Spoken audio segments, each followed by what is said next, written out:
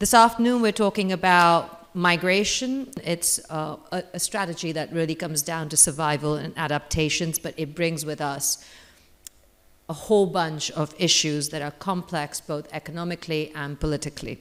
The fact that people are running across deserts and oceans to go to Europe and not towards other places is because they know that Europe is the place where they can live better, where there is more freedom, there is more democracy, more respect of human rights. So it's also a sign of success, I would say. And so there is a fundamental need to consider the nexus between forced displacement and climate change. Climate change definitely plays an important role, but it's very difficult to quantify because it's interacting with so many other factors. The question is not about recognizing migration as an adaptation strategy.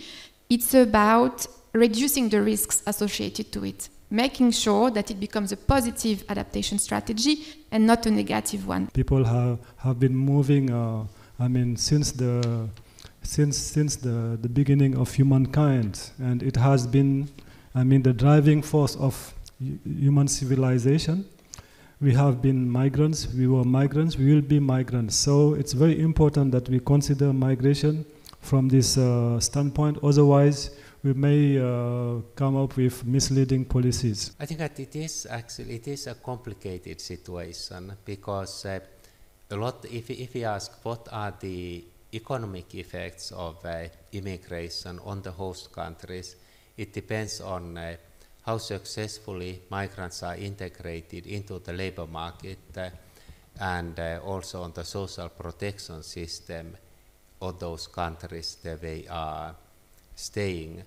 So even though I would, given also the Brexit experience, like to say that yes, everybody is going to gain, it's not necessarily the case. But for me, what is fundamental is to have a human right-based approach to migration and to migration governance. Because if we check the tragic circumstances with the death of many migrants, for me, we should be very careful in understanding the root causes.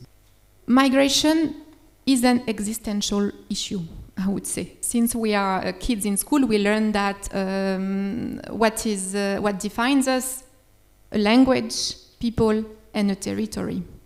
We know with climate change there are territories that are not livable anymore. Then it comes to European countries. All European countries are facing a declining labor force in the absence of migration and will face increasingly labor shortages.